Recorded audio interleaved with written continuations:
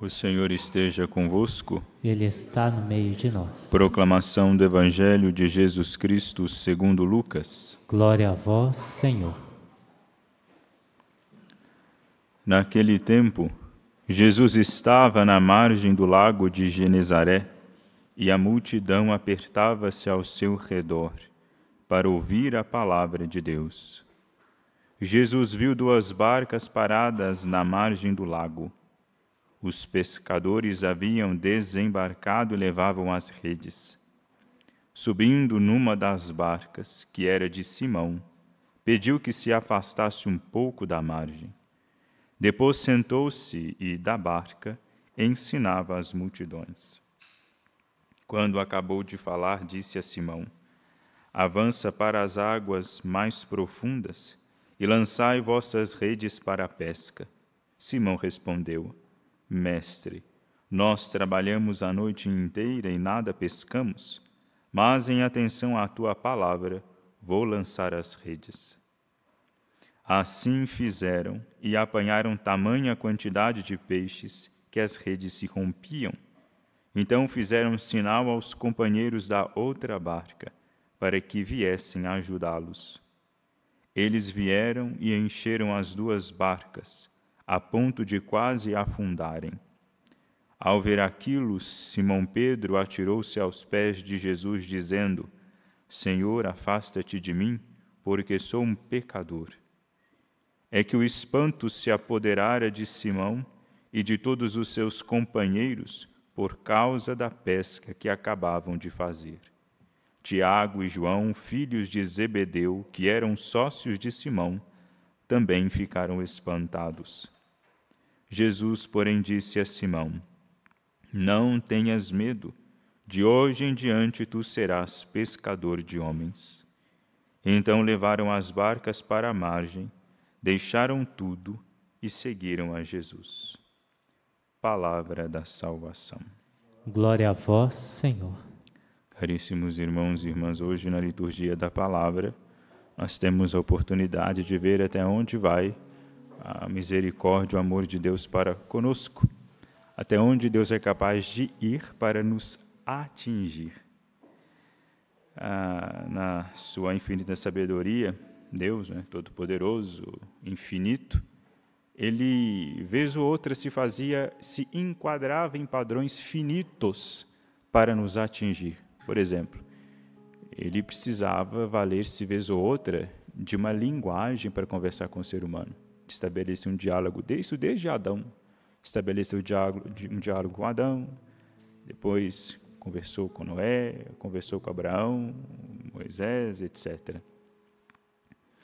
Cristo, da mesma forma, do modo mais radical ainda, ele não só se enquadra, vez ou outra, em uns padrões, mas o próprio Deus inteiro se limita. Isso causa uma coisa terrível na nossa mente, porque como a gente pode compreender um mistério desse tamanho, dessa grandeza? Um Deus que é infinito e que é todo-poderoso se faz homem. Um Deus que é infinito, um Deus que é sem fronteiras, um Deus que não tem barreira que lhe cerque. Ele se encerra num corpo humano.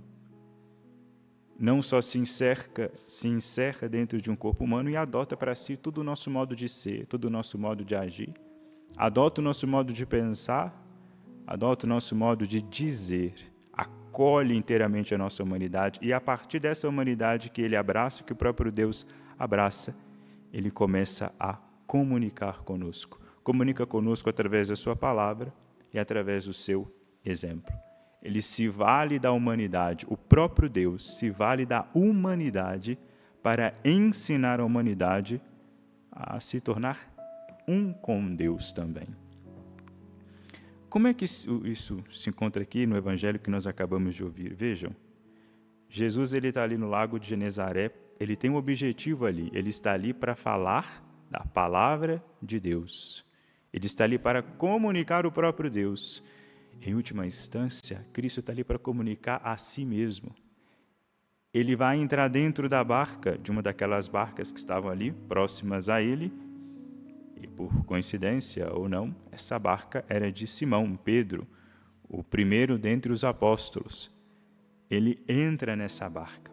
Essa barca tem muitos significados. Essa barca, para Pedro, é a maior parte do mundo dele, é onde ele domina. Pedro é pescador há anos. Ali ele sabe, ou seja, a sabedoria de Pedro consiste naquilo ali. Ele domina aquela arte da pesca. Ele sabe quando ele tem que ir, quando ele não tem, onde tem muito peixe, onde não tem. Ele domina aquilo ali, aquilo é o mundo dele. Pedro, ele é o senhor daquele barco. Aquilo ali, aquele barco, representa para Pedro toda a sua sabedoria. A sua mentalidade está ali naquele barco. Cristo, ele entra ali. E a partir daquele barco, ele prega. Mas é um barco que estava naquela margem, é um barco meio fracassado, né? Porque ele volta, mas sem atender ao seu dono. Ele volta sem peixe algum. Cristo, ele faz isso, essa barca, essa humanidade, essa sabedoria humana fracassada que é a nossa, ele entra nela. Ele abraça para si. Deus toma o nosso jeito de pensar, por exemplo. Ele, de algum modo, tomou para si a sabedoria humana. Ele entra nela. Ele age de acordo com ela, inclusive. Jesus realiza milagre. Para quê? Para que a nossa insensatez seja convertida. Ele faz aqueles milagres todos enormes, grandiosos, ressuscita mortos, para que nós, insensatos, creiamos nele. Ele entra na nossa insensatez. Ele entra nessa barca, entra na insensatez, essa insensatez fracassada. E o que ele vai fazer com essa insensatez fracassada? Ele vai dar para ela um sucesso. Depois que ele prega, ele volta-se para Pedro e fala, agora o senhor vai pescar. Aí Pedro até responde, mas nós trabalhamos a noite toda, como se ele dissesse assim, como o senhor está ficando doido? Eu sou pescador há anos, eu sei do que eu estou fazendo aqui. Não deu, eu era para eu ter ido embora para casa. Mas em atenção à tua palavra, eu vou fazer isso.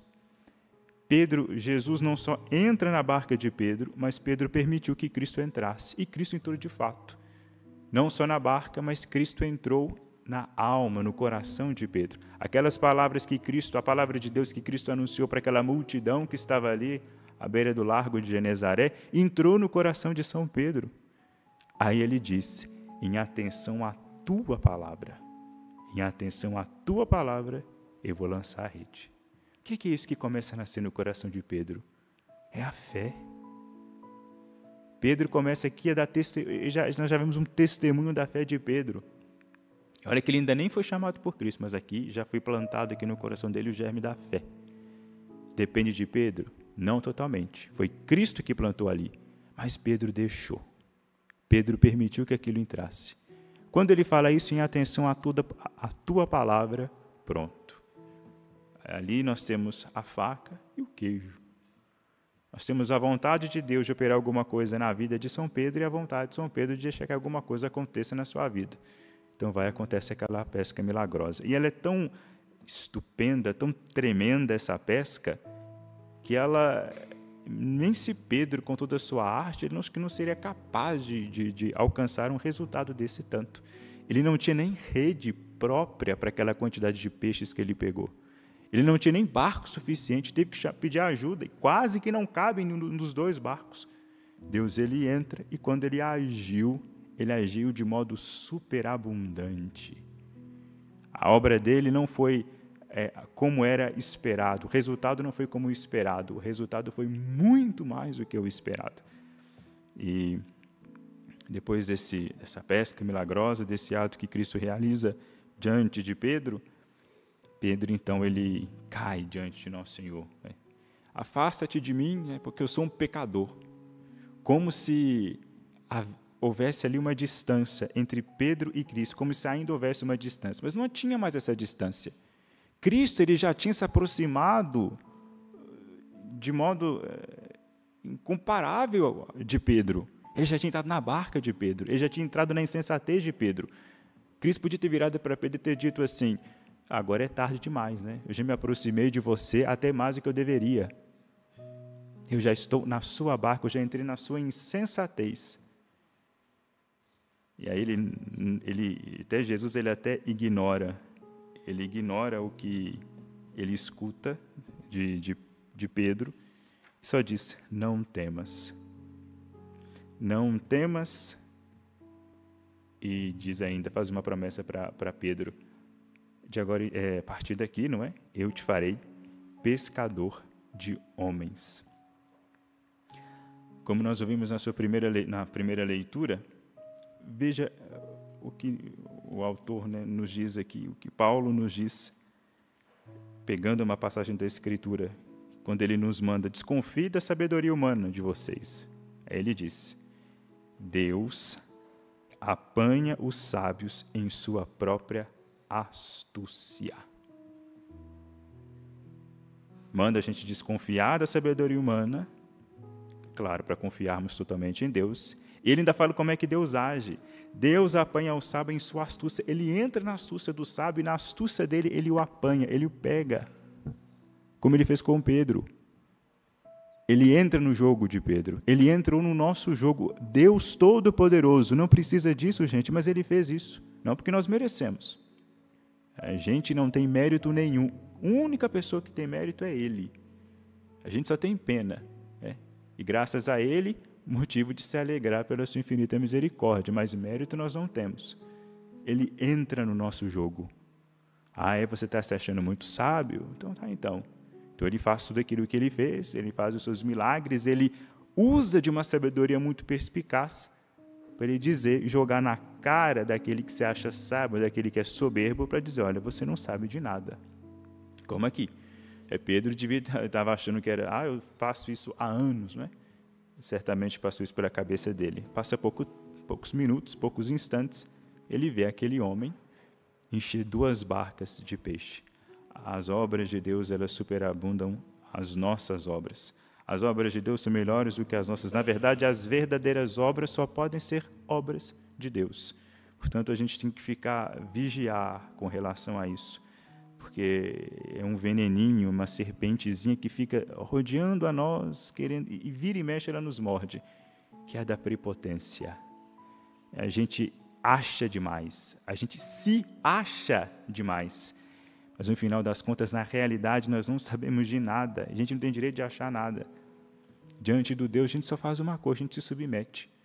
Diante da palavra dele, a gente só tem a dizer aquilo que Pedro disse: em atenção à sua palavra. Ponto. E basta. Nós já não recebemos testemunho suficiente da grandeza do nosso Deus? Nós já não temos aí os 12 apóstolos que derramaram seu sangue? Nós já não temos aí 300 anos de perseguição, de derramamento de sangue de tantos santos e santas para nos dar testemunho dessa fé? Para nos dar testemunho do poder e da grandeza desse Deus, para que nós, sem titubear, sem duvidar, sem medo, nos entregamos a Ele? Porque ainda somos tão relutantes em permitir que Deus entre na nossa barca? O que nos falta? A gente está muito preso, né? Encarcerado nos nossos próprios conceitos, no nosso mundinho pequeno. Tudo bem que a gente monta alguns mundos por segurança, etc., né? Mas a gente tem que acabar com isso. Vamos olhar ao redor de nossas vidas e ver o que nós conseguimos fornecer para nós mesmos. Vamos colocar numa balança. De modo sincero, faça um exame de consciência. Eu mesmo, o que eu, por minha própria conta, consigo me oferecer? Eu consigo me oferecer alegria mesmo? Eu sempre me satisfaço, eu sempre me dou alegria, eu sempre me concedo momentos de felicidade? Eu consigo garantir para mim uma felicidade perpétua, um conforto que nunca acaba? Eu consigo fazer isso para mim? Consigo? Eu posso olhar, por exemplo, para uma vida de São Paulo. São Paulo, quando ele escreve uma carta a Timóteo, uma carta belíssima, a 2ª carta a Timóteo, ele narra para Timóteo que ele está sofrendo todos os tormentos possíveis. Mas ele fala: mas eu sei em quem eu depositei a minha fé. Tudo isso, todo o sofrimento de Paulo, toda a valentia, a fortaleza de Paulo resume nisso aqui: eu sei em que eu confio. A fortaleza não está em mim, está em Cristo. Paulo era o perseguidor dos cristãos, era um homem pérfido, né? Mau. Depois ele foi transformado, assim, mudou da água para o vinho, se transformou o grande propagador do cristianismo para todo mundo pagão. Pensamos nisso, nessa proposta que o Evangelho nos faz no dia de hoje, que é um convite, não é? Cristo ele já entrou na nossa insensatez, Cristo ele já entrou na nossa humanidade, Cristo já entrou em nós. A gente não adianta falar como, afasta-te de mim, sei que eu sou um pecador. Isso não vai acontecer, porque ele já está próximo de nós. A gente tem que fazer outra coisa, né? Nos conformar a essa proximidade dele. Ele está próximo, então agora eu me fazer próximo dele também. Eu atento àquilo que ele é, àquilo que ele diz, eu obedecer, abaixar minha cerviz, abaixar minha cabeça e obedecer a Cristo. Deixar que ele entre em minha vida e fazer aquilo que ele me pede, agir conforme ele me pede, para que os frutos da minha vida sejam como essa pesca aqui na vida de Pedro. Foi tão abundante que as redes se rompiam e um barco era absolutamente insuficiente. Que a Senhora da Piedade interceda por nós e abra o nosso coração para acolher o seu Filho com tudo aquilo que ele nos pede e tenhamos a sabedoria de oferecer a ele, mesmo que seja pouco, mas que tenhamos a sabedoria de oferecer a ele todo o amor que nós somos capazes. Glória ao Pai, ao Filho e ao Espírito Santo, como era no princípio, agora e sempre. Amém.